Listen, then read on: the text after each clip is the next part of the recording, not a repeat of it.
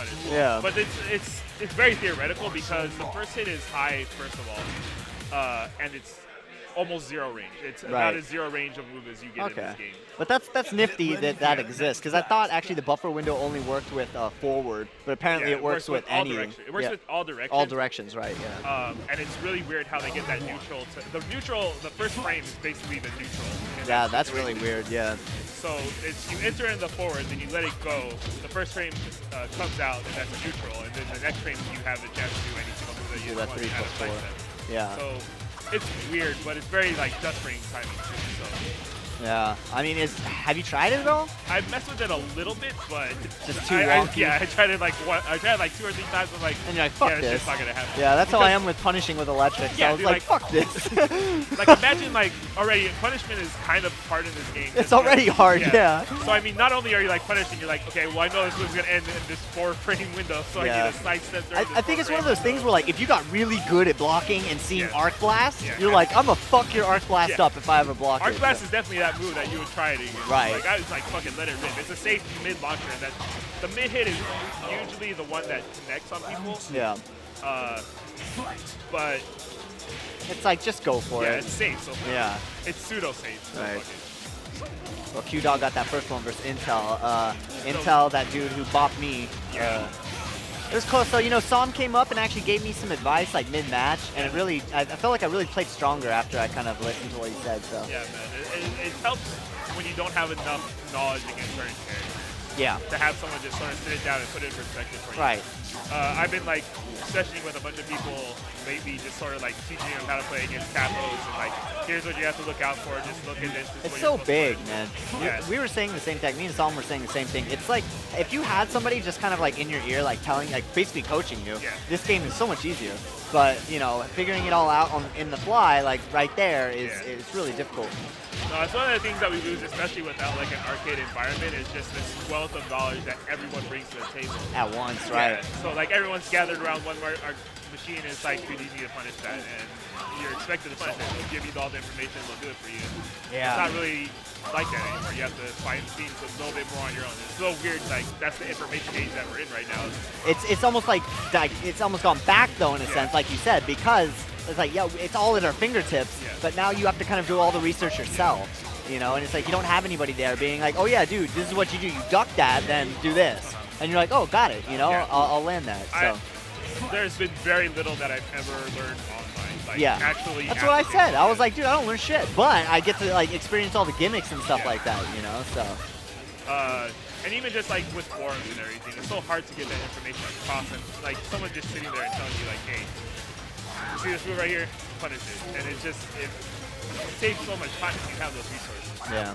Having good players around like Som and all these other people that are just willing to give you information is a valuable resource. If you can find good players in your area, well, that's what's always nice too, is if you do find like, you know, some good player online, is like hit him up, you know, and be like, look, dude, you want to just like play non-ranked like player matches, and then you know, you could kind of figure out stuff that way. So that's another good One I think is outlet. like the most unutilized features are the practice mode that you can actually do online. You can actually set it up to like practice mode. Jump in a room with someone.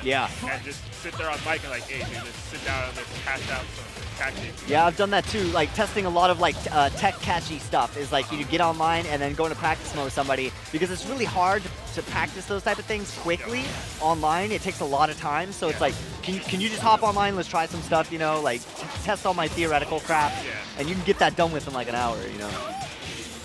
Group lab work. I like it. Yeah. Yeah, online is still very robust. Online is so amazing though. Like, it's so good. I can't say it enough. Like, it's like my internet is not that great, and I'm like I have zero problems. Like every online match for me is like 90%. It's crazy. I can't believe it. Like, it's just wild. So I love it. I mean, and the players are all crazy and gimmicky, which is good too, because I mean, it makes me really angry, but it's like that's what I need. You know, I need that kind of practice. So. Oh man, what wow! the hell is going on at that he moment? hit the whole family with that kick. He's like, I want you both dead. Get ready for the next battle. So Q sewed up that first one. We're winding down the players. Yeah, and they just went right back into it. Yeah, I respect that. Amazing Filipino stage. Yeah, everybody loves the stage, dude. Like, I'm pretty sure, like, when they show concept images, they're like, man, this stage looks beautiful. I can't wait to see this in game.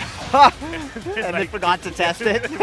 They're just like, throw it in there. Yeah. Dude, there's no way this could be bad. It was like game time decision. Like, oh, just put the damn map in, you know? Like, they could have did so many things, just like turn the camera around the other way, but they're like, Have the sun behind No, them. Yeah, exactly. they must not have like actually tried this out. They're just like, this looks good in all the pictures we see. Oh man. Definitely, you know, look before anything else in that situation. Yeah. And I mean, when you look at the rest of the stage, I don't even know like how Filipino all this is. Yeah, to be it's just honest. it looks more Mexican Yeah. to me, but whatever. The only thing, like, they have like the GTs and everything, but then like they have all these like huge crashes. I guess that's also sort of like Filipino. Yeah. These guys are just banging on cars and stuff in the back. All the fruit trucks. Yeah.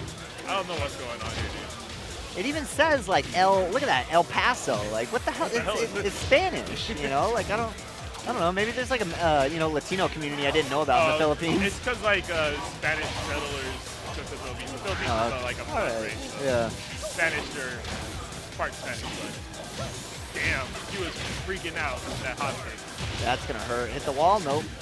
Ooh, nice standing Dude, forward. Yoshi has rage. You cannot let Is that 444 yeah. or running for you? Yeah, you cannot let solo rage. Oh, that was a cool break. I wish I could have broke that. Yoshimitsu's a really weird character. Yeah.